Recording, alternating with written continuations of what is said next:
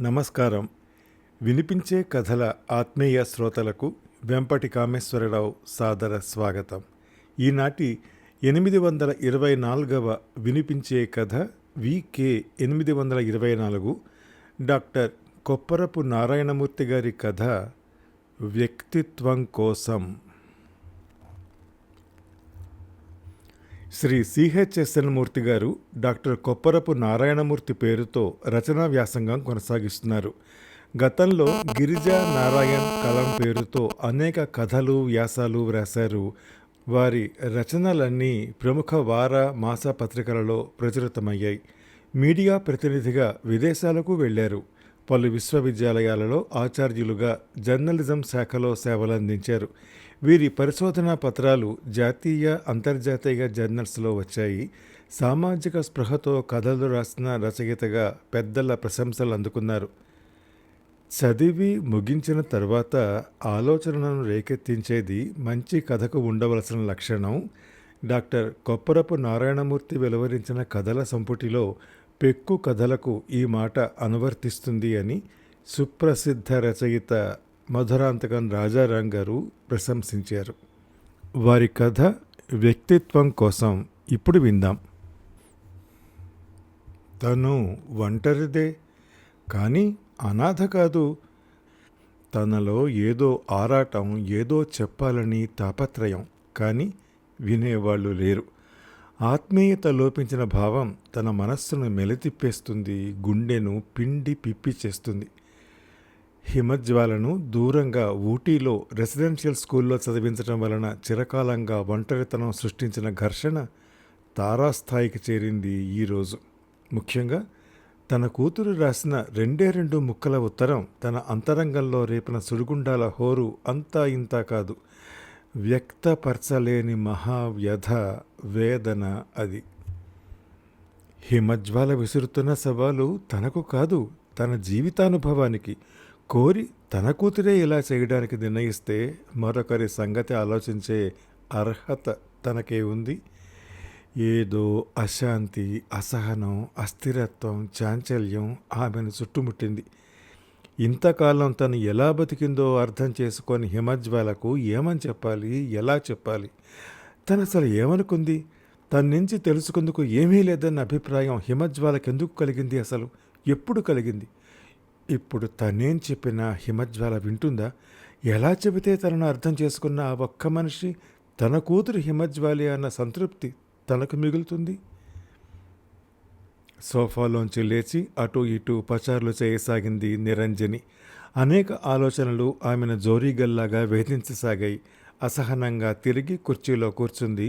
టేబుల్పై ఉన్న హిమజ్వాల రాసిన ఉత్తరం మరోసారి చదివింది. ఓటి, ప్రియమైన అమ్మకు, బెనర్జీ ఎవరో తెలుసనుకుంటాను. నాలాగే మంచి టెన్నిస్ ప్లేయర్. అతని స్ట్రోక్స్ను లిఫ్ట్ చేసే కెపాసిటీ ఒక్కోసారి కాలేజీ ఛాంపియన్ అయిన నాకే లేదని ఇదివరలో చాలాసార్లు రాశానుకుంటాను. అతని చూపుల్లో ఏదో సమ్మోహన శక్తి, ఆకర్షణ, నా మనస్సును తన మనస్సుతో పెనవేసుకునే అమోఘమైన శక్తి. అందుకే అతన్ని ప్రేమించకుండా ఉండలేకపోయాను. అతని అంగీకారం తెలిసాక పెళ్లి చేసుకోదలుచుకున్నాను కూడా. స్త్రీ స్వేచ్ఛ గురించి కొన్ని వందల కథలు, డజన్లకు పైగా నవలలు రాసిన మహారచయిత్రివి. ఈ విషయంలో నీ అనుమతి కోరటం నిన్ను అవమానించినట్లేనని నా భావన.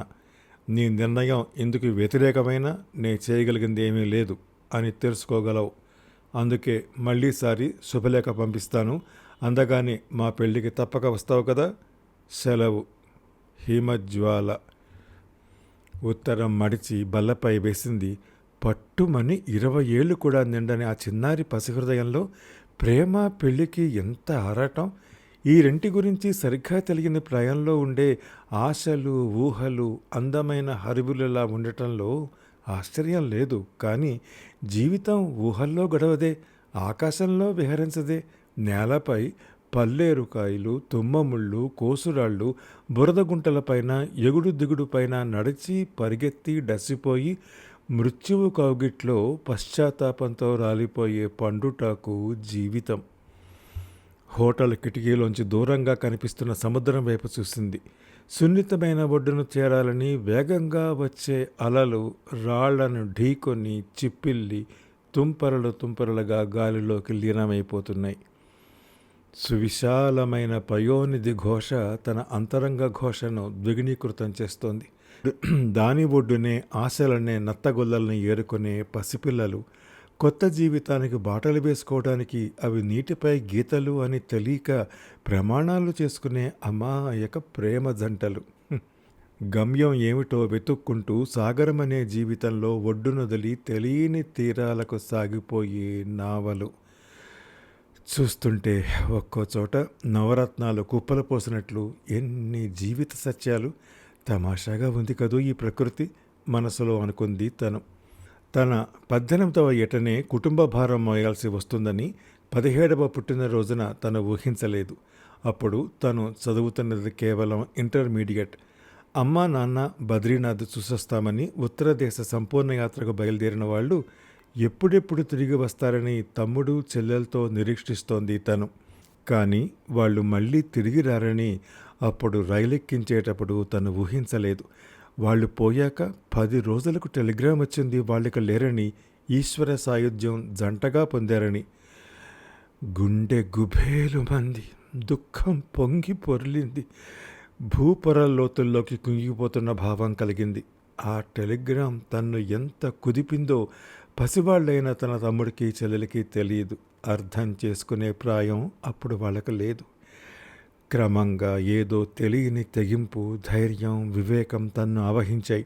శక్తిని కూడా తీసుకుని జీవితంలో కడిగేసింది తను. తనకున్న సంగీత పరిజ్ఞానంతో, దేవుడిచ్చిన కమ్మని కంఠంతో ఆల్ ఇండియా రేడియోలో వెంటనే క్యాజువల్ ఆర్టిస్ట్గా చేరింది. 18 ఏళ్ల ప్రాయానికే ఉద్యోగంలో అడుగుపెట్టిన తనను కాకుల్లా పొడవటానికి ఈ సంఘం తన ముక్కును బాగా పదును పెట్టించుకుంది. తనతో పాటు పనిచేసే మగవాళ్ళు తన అందాలను తడిమి చూసే చూపులను తను ఎప్పటికీ మర్చిపోలేదు. ఇక సోదరి భావం ఊసెత్తే పనే లేదు. అది ఈ దేశంలో బహుశా పుస్తకాల్లోని ప్రతిజ్ఞతోనే ఆగిపోయింది. పని లేకుండా కూడా వచ్చి తనను పలకరించి, సాయంత్రం అలా షికారుగా బీచ్కి వెళ్దామా అని అడిగిన వాళ్ళు ఎంతోమంది. ఇంత అందంగా ఉన్నావు, నువ్వు కోరింది ఏదీ కాదనం, కానీ ఆ ఒక్క కోరిక తీర్చడానికి ఒప్పుకోవడంలో ఉంది నీ వివేకమంతా. స్వర్గపు టంచులు అందుకునే మార్గం నీ చేతుల్లో ఉంది. అందువల్ల నీకు కరిగిపోయేది ఏమీ లేదు. నువ్వు అవునంటే చాలు. ఈ ప్రపంచంలోని వెండి, బంగారం, ఫ్రిడ్జులు, టీవీలు, కార్లు, కాస్మెటిక్స్ అన్నీ నీ సొంతమే అని తన్ను ఊరించి లోబర్చుకోవాలని ప్రయత్నించిన వాళ్ళు చాలామంది. రోడ్డుపై వస్తుంటే తన మర్మ ప్రదేశాల పట్ల ఆకలితో చూస్తూ కొంటిగా కన్నుకొట్టి చిన్నగా ఈలవేసి వెనక్కి వెళ్ళి ముసిముసి నవ్వులు నవ్వుకునే వాళ్ళని ఎరుగుదును. ప్రేమంటూ ప్రారంభించి చివరకు నికృష్టమైన పదజాలంతో అంగాంగ వందనలు చేస్తూ కామం సర్వమోక్షప్రదాయకం అన్న సూక్తితో ముగించి రాసిన ఉత్తరాలు అందుకుంది తను. ఎవరు ఎట్నుంచి ప్రారంభించిన ప్రేమన్నా, అభిమానమన్నా, అనురాగమన్నా, ఆప్యాయతన్నా తన నుంచి కోరుకున్నది మాత్రం ఒక్కటే, అది తనతో లైంగిక సమాగమం. తనను వివస్త్రను చేసి తనలోని అందాలను చూసి వాటితో ఆడుకుని చివరకు తన్ను ఓ విలాస వస్తువుగా అనుభవించి లోలోన వారి మగతనానికి తాను లొంగిపోయినందుకు గర్వంగా మీసం ఉన్నా లేకపోయినా మెలివేయాలన్న తాపత్రయం వ్యక్తపరిచే కామం వర్షించే చూపులవి ఫ్రాయిడ్ చెప్పిన లిబిడో. అది 18 ఏళ్లకే జీవితంలో అడుగుపెట్టే అవకాశాన్నిచ్చిన తల్లిదండ్రులకు తనెంతో రుణపడి ఉంది. తను ఆడపిల్లై పుట్టినందుకు ఏమాత్రం బాధపడలేదు, పైగా సంతోషించింది. తను తన ఈడు మగవాడి కన్నా ఎక్కువ జీవితాన్ని, అనుభవాన్ని గడించింది. ఈ అవకాశం ఎంతోమంది ఆడపిల్లలకు లభించదు. తను అందుకు గర్వపడుతోంది. ఈ ఉద్యోగం ఎందరి మనస్తత్వాలను భిన్న కోణాల నుంచి చూసే అవకాశాన్ని ఇచ్చింది. చలంగారి రచనల్లోని స్త్రీ స్వేచ్ఛను ఆదర్శంగా తీసుకున్న స్త్రీలను చూసింది తను. కొడవటిగంటి గారి పచ్చనోటు, పెళ్లి వ్యవహారం వంటి రచనల్లోని స్త్రీలను చూసింది తను. భర్తతో విరోధించి పరపురుషుడి మాయమాటలకు కరిగిపోయి అతనితో కామవాంఛలు తీర్చుకుని తృప్తిపడే స్త్రీలను చూసింది.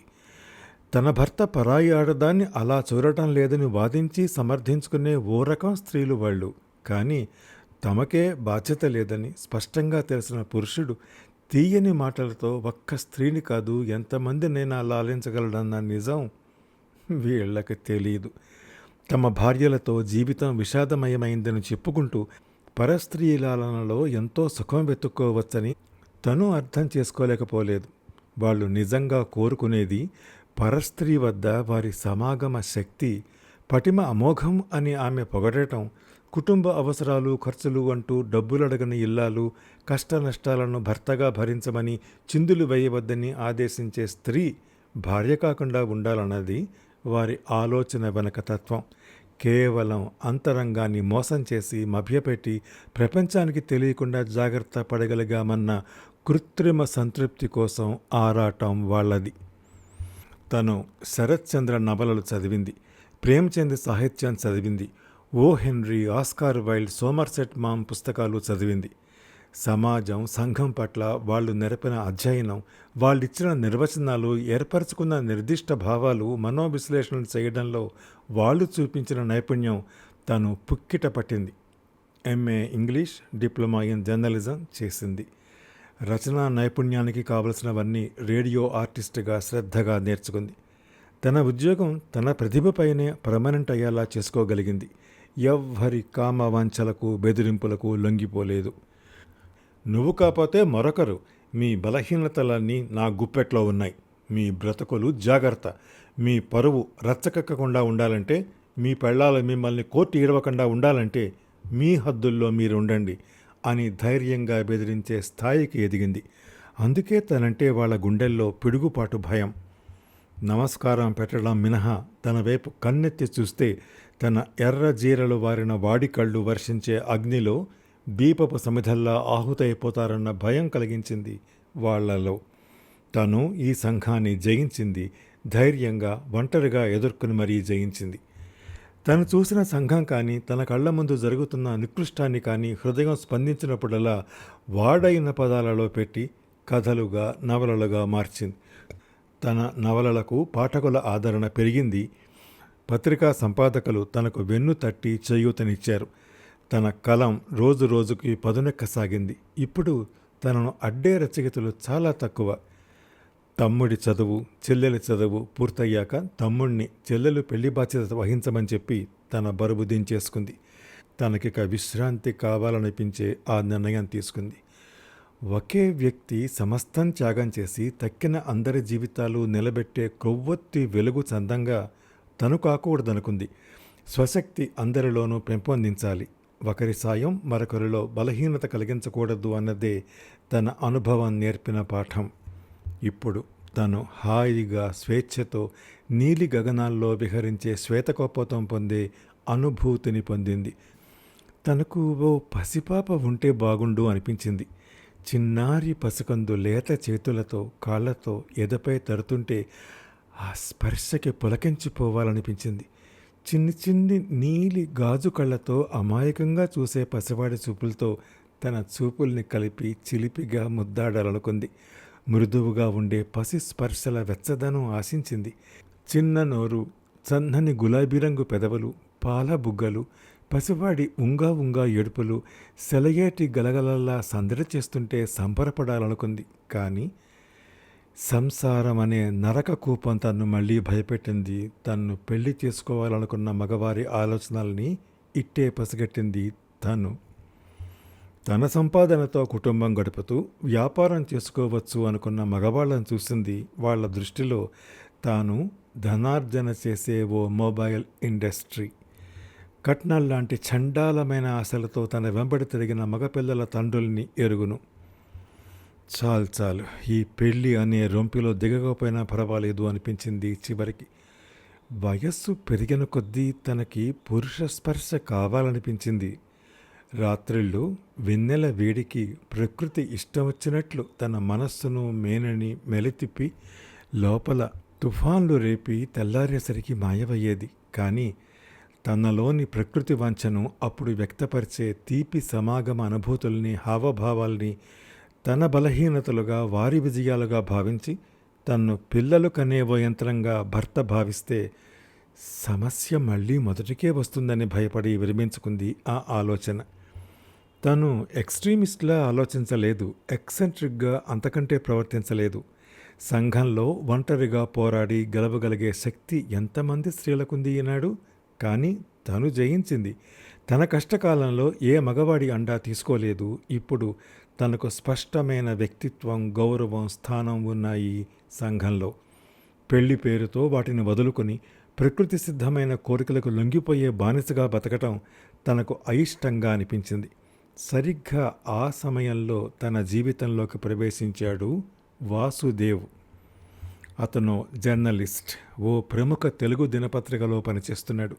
కేవలం రాజకీయ వ్యాఖ్యలు, రిపోర్టులు కాక కథలు, గేయాలు, కవితలు రాస్తాడు. అభ్యుదయవాదిగా పరిచయమయ్యాడు ఓసారి బీచ్ వద్ద. ఆ పరిచయంతో తరచూ విశాఖపట్నం వస్తుండేవాడు. అతని చూపులు నిర్మలంగా ఉండేవి, భావాలు వివాదరహితంగా కనిపించేవి. కలుషితమైన మనస్సు కాదతనిది. అతని ఆవేశంలో పవిత్రత ఉంది, ఆ ఆలోచనల్లో సార్థకత ఉంది అనిపించింది. మగవాళ్లలో మాణిక్యాలుంటారని అనిపించింది అతనిని చూసినప్పుడు. అతను వచ్చినప్పుడు బీచ్ వెంట కలిసి తిరిగేవాళ్ళం. గంటల తరబడి రాజకీయ, సాహిత్య చర్చలు చేసేవాళ్ళం. ఓసారి తను సముద్రపు ఒడ్డున పెద్ద కొండరాయిపై కూర్చుని ఉంది. తన కాళ్లను మృదువుగా స్పృశిస్తున్నాయి సముద్రపు అలలు. నీటి తుంపరలు తన మోమును ముద్దాడుతున్నాయి. హఠాత్తుగా తన పాదాలను చుంబించాడు వాసుదేవ్. మీ పచ్చటి పాదాలు అరవిచ్చిన కలువపూలలా ఉన్నాయి. తుషార బిందువులు నిలిచిన మీ మోము తామర పువ్వులా ఉంది. నునుపెక్కిన మీ భుజ సౌష్ఠవం హిమవత్ సానువుల్లా నిగనగలాడుతోంది. అస్తమిస్తున్న సూర్యుడి వేడి కిరణాలు పడి ప్రకృతి అందమంతా మీలో ఇముడ్చుకున్న మీరు నిజంగా ధన్యులు అన్నాడతను. ఆ వర్ణన తనను క్షణకాలం తన్మయత్వంలో ముంచెత్తింది. క్షణంలో ఏదో మెరుపు తన వీపును చరిచినట్లయింది. వాసుదేవ్, నిన్ను అందరి మగాళ్లలా కాకుండా భిన్నంగా ఊహించాను. నాలో నువ్వు వర్ణించిన ఈ ప్రకృతి సౌందర్యం కొంతకాలానికి వాడిపోతుంది. ఇంతకన్నా అందంగా ఉన్నప్పుడు నీకంటే ఎక్కువగా ఎంతోమంది వర్ణించి నన్ను లొంగ తీసుకోవాలని ప్రయత్నించారు, ఫలితం లేకపోయింది. నువ్వు అంతః సౌందర్యం చూడగల వివేకవంతుడివనుకున్నాను, కానీ బ్యాడ్ లక్ అంది తను విసురుగా. తన మాటలకు వాసుదేవు నివ్వెరపోయాడు. తను అలా సూటిగా మాట్లాడుతుందని అతను ఊహించకపోవటం విచారకరం. నేను పవిత్రమైన భావంతోనే నిన్ను వర్ణించాను. ఆ వర్ణన వెనుక ఏ మాలిన్యపు ఆలోచన లేదు అని స్పష్టంగా చెప్పాడు. తాను అతని కళ్ళలోకి సూటిగా చూసింది. నిశ్చలమైన అతని కళ్ళు మాత్రం తన చూపులకు బెదరలేదు. నిజమే అనిపించింది తనకు. ఆ తరువాత వాసుదేవు ఎప్పుడూ అలాంటి పని చేయలేదు. తను అతన్ని ఉంచాల్సిన దూరంలోనే ఉంచుతూ ఉత్తరాలు రాసేది, జవాబు రాసేవాడు అతను. చివరగా తనకు బాగా గుర్తు, వాసుదేవ్ అన్ని విధాలా తనకు యోగ్యుడైన జీవిత భాగస్వామి కాగలడన్న భావంతో తనను పెళ్లి చేసుకోమని తను రాసిన ఉత్తరానికి అతను 6 నెలలకు కూడా జవాబు రాయలేదు. తను అనాథ శరణాలయం నుంచి ఓ పసికందును తెచ్చుకుని హిమజ్వాల అని పేరు పెట్టి పెంచుకోసాగింది. ఓ 6 నెలల తరువాత వాసుదేవు నుంచి ఉత్తరం వచ్చింది. ఆ ఉత్తరం చూసి ఆశ్చర్యపోయింది. ఇదా వాసుదేవ్ అంతరంగ స్వరూపం అనిపించింది తనకు. ఆ ఉత్తరం తమ స్నేహానికి తీపి గుర్తుగా భద్రంగా ఉంచుకుంది తను. అదే వాసుదేవ్ తనకు రాసిన ఆఖరి ఉత్తరం. హిమజ్వాలను 10 ఏళ్లు దాటాక ఊటీ రెసిడెన్షియల్ స్కూల్లో చేర్పించింది. సాహిత్య వ్యవసాయంలో జీవితం క్షణం తీరిక లేకుండా సాగిపోయింది తనకు. మనస్సును ప్రకృతి నుంచి దూరం చేయగలిగింది ఈ సాధనలో తను విజయవంతంగా. మరో 10 ఏళ్ళు గిర్రున తిరిగిపోయాయి. ఇప్పుడు తనకు 55 సంవత్సరాలు. మరో 3 ఏళ్లలో తను రిటైర్ అవుతుంది. తన పాప తన దగ్గరికి చదివైపోయి వచ్చేస్తుంది. ఇక తను పాప ఎక్కడికైనా స్వేచ్ఛగా వెళ్ళి జీవించవచ్చు అనుకుంది. పాప టెన్నిస్ పోటీలో నెగ్గి ఛాంపియన్గా మారుతుంటే ఆ ఆట తీరును చూసి ప్రజల హర్షధ్వానాలు, పత్రిక పొగడ్తలు విసురుతుంటే చలించిపోవాలనుకుంది. కానీ ఇంతలోనే ఈ ఉత్తరం. ఒక్కసారి తల విదిలించి గతం నుంచి వర్తమానంలోకి వచ్చింది నిరంజని. హిమజ్వాలకు తను జవాబు రాయాలి. తను గ్రహించిన ఒకే ఒక సత్యం ఆమెకు అర్థమయ్యేలా సంక్షిప్తంగా రాసి తుది నిర్ణయం దానికే వదిలేయాలి. కాగితం కలం తీసుకుని ప్రారంభించింది నిరంజని. ప్రియమైన హిమజ్వాలకు ఆశీస్సులతో. నీ ఉత్తరం చూసి కిన్నురాలినైనాను. స్త్రీ స్వేచ్ఛ గురించి మాట్లాడే నేను జీవితానికి అన్వయించే అనేక సత్యాలను కూడా దృష్టిలో పెట్టుకోవాల్సిందని ప్రతి కథలోనూ నవలల్లోనూ ఆడపిల్లల్ని హెచ్చరిస్తూనే వచ్చాను. అది గ్రహించలేదా నువ్వు? నువ్వు గొప్ప టెన్నిస్ ప్లేయర్వి. ఇంకా ఎంతో భవిష్యత్తు ఉంది. స్టెఫీ గ్రాఫ్, మార్టినా నవరతులోవా, క్రిస్ ఎవరిలాయిడ్లా నువ్వు ప్రపంచ ప్రఖ్యాతి గడించాలని నీ గురించి రంగురంగుల మేడలు కట్టాను. కానీ నువ్వు తొందరపడి పెళ్ళికి నిర్ణయం తీసుకుంటున్నావేమో అనిపించింది నాకు. బెనర్జీ నిన్ను నా ఆశల స్థాయికి ఎదగనిస్తాడన్న ఆశ నాకు లేదు. నువ్వు ఎన్నోసార్లు మమ్మీ నువ్వెందుకు పెళ్లి చేసుకోలేదు అని అడిగావు. అప్పట్లో ఆ ప్రశ్నకు సమాధానం ఇస్తే అర్థం చేసుకునే ప్రాయం కాదు నీదని జవాబు చెప్పలేదు. ఇప్పుడు చెప్తున్నాను. వాసుదేవ్ గారి గురించి నీకు చాలాసార్లు చెప్పే ఉంటాను. అతన్ని మనసా వాచా కర్మణా ప్రేమించాను, పెళ్లి చేసుకుందాం అనుకున్నాను. కానీ అతను నా కోరికకు సమాధానంగా రాసిన ఆఖరి ఉత్తరంలో ఏముందో తెలుసా? అతడు నన్ను పెళ్లి చేసుకునే పక్షంలో నా రచనా వ్యాసంగానికి తెర దించివేయాలట. అతనికంటే పేరు ప్రఖ్యాతులున్న భార్య అతనికి ససేమిరా అంగీకారం లేదన్నాడు. కేవలం వ్యక్తిత్వం అడ్డు వచ్చిన నేను జీవితాంతం ఇలా ఉండిపోయాను. నీవు ఈ సత్యాన్ని గ్రహించగలిగితే చాలు. కేవలం పెళ్లి చేసుకుని పిల్లల్ని కని జనాభా పెంచేయటం ఒక్కటే స్త్రీ బాధ్యత కాదు.